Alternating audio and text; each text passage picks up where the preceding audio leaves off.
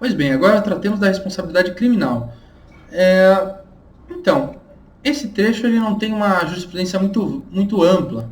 Então eu consegui encontrar alguns acórdãos, mas que eu acho que bem demonstram aquilo que a gente encontrou na teoria, não é? Um primeiro acórdão aqui, eu selecionei um do Superior Tribunal de Justiça.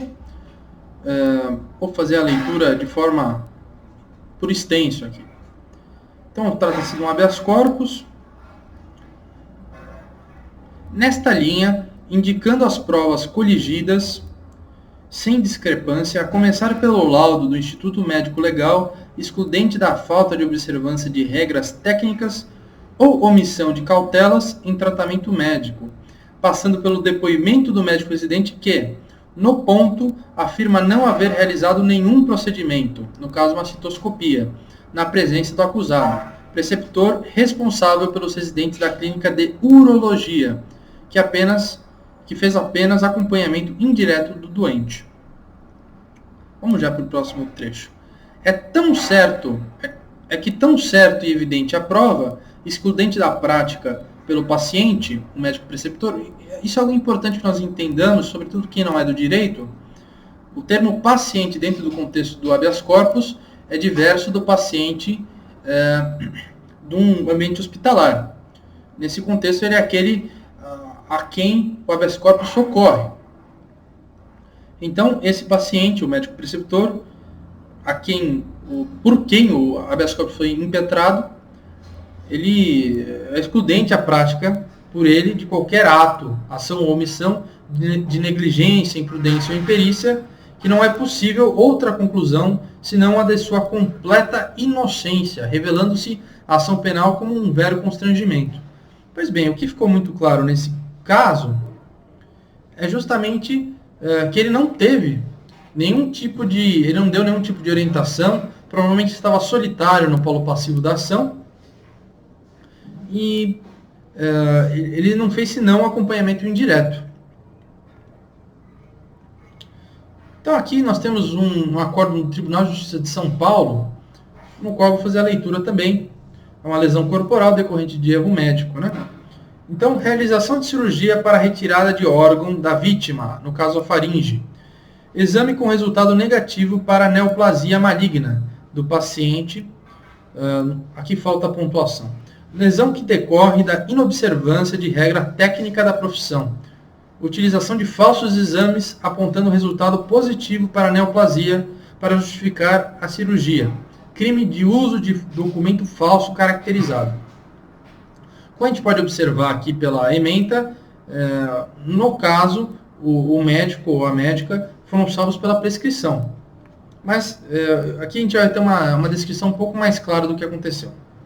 Então, a apelante foi processada por ter, em 22 de maio de 2002, exercendo a profissão médica, ofendido a integridade corporal da vítima, Jair Tucunduva, removendo sua laringe, causando-lhe assim lesões de natureza gravíssima e por ter, na mesma época, feito uso de documentos particulares falsos indicativos de câncer, exibindo-os aos médicos, vítima e familiares, como se legítimos fossem. Então, você pode ver aqui que ela justificou uma determinada cirurgia usando de documentos que faziam indicações diversas das reais.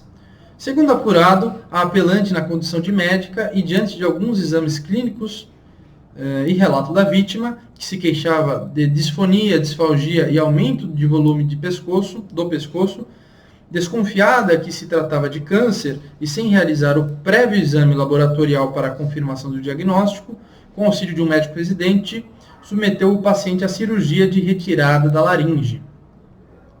Então vocês veem aqui que é um típico caso de negligência, né? Que ela foi precipitada e já submeteu o paciente a essa cirurgia. O órgão retirado foi submetido a exame de anatomopatológico, que constatou a ausência de malignidade. Então, posteriormente foi visto que ela cometeu um erro. Então, posteriormente questionado sobre esse procedimento, o apelante afirmou que havia exames anteriores indicativos de câncer e apresentou falsos exames. Enfim, aquilo que a gente observou, inclusive usou do logotipo de laboratórios. Então, o que ficou claro aqui, que ela estava na qualidade de preceptor do médico residente, o tal do Fernando. Vamos lá, segundo trecho aqui. Consta haver o residente realizado uma citoscopia em Avelino sem as cautelas devidas, mediante a introdução de uma sonda sem asepsia, causando-lhe pertinente... perdão. Esse aqui é já o próximo acórdão. Então, enfim, o que ficou muito claro desse acórdão, que também estava realmente aqui na posição de preceptor, é que o médico residente aqui ficou por fora, porque de fato quem teve a decisão determinante foi ela. Aqui a gente pode fazer inclusive uma analogia com um instituto do direito criminal, que é o domínio do fato, né? Então quem tinha o controle sobre a situação de fato era a médica preceptora, provavelmente o residente aqui só auxiliou, aliás, como está bem descrito, né? Ele auxiliou na cirurgia e provavelmente desconhecia essa tomada de decisão dela. Então, ela chegou, pode não ter comentado como fez o diagnóstico, simplesmente falou, vamos fazer a cirurgia. Ele acreditou nela, o processante aqui nem mesmo considerou o risco. Agora sim, o segundo acórdão, né? Que de fato é um outro procedimento. Novamente, um procedimento vinculado à urologia, não é? Então, na qualidade de preceptor do médico residente Fernando Parma Marciano, o paciente teria dispensado os tratamentos devidos ao senhor Avelino.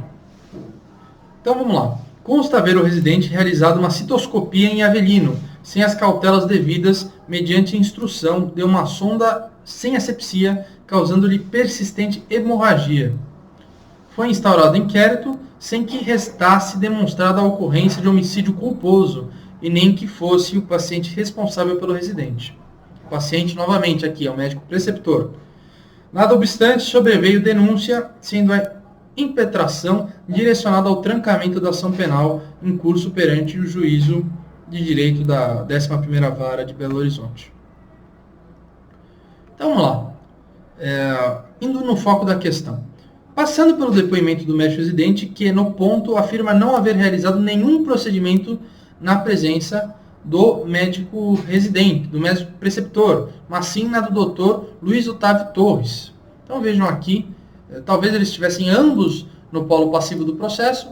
Nesse caso, o paciente do habeas corpus era apenas o médico preceptor e, havendo essa indicação pelo médico residente, ele deveria pelo menos ser tirado dessa ação penal.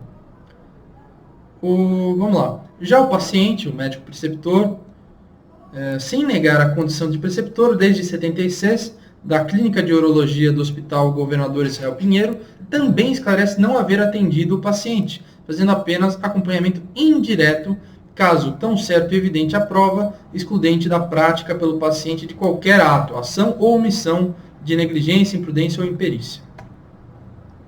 Bem, aqui nós temos 3 casos realmente na seara criminal que bem denotam, né, como de fato acontece a responsabilização. Vocês podem observar que aqui em nenhum caso estava se discutindo a responsabilidade do médico residente. Justamente em razão daqueles princípios que eu tratei na parte teórica, né? Pelas ciências criminais tratarem de bens jurídicos mais relevantes à vida ou mais vulneráveis, né? Você tem que fazer você não pode colocar qualquer pessoa num polo passivo, né? Existe uma diferença crucial, ainda que as indenizações sejam altíssimas, de uma ação indenizatória com um processo crime. E os acusadores sempre consideram isso.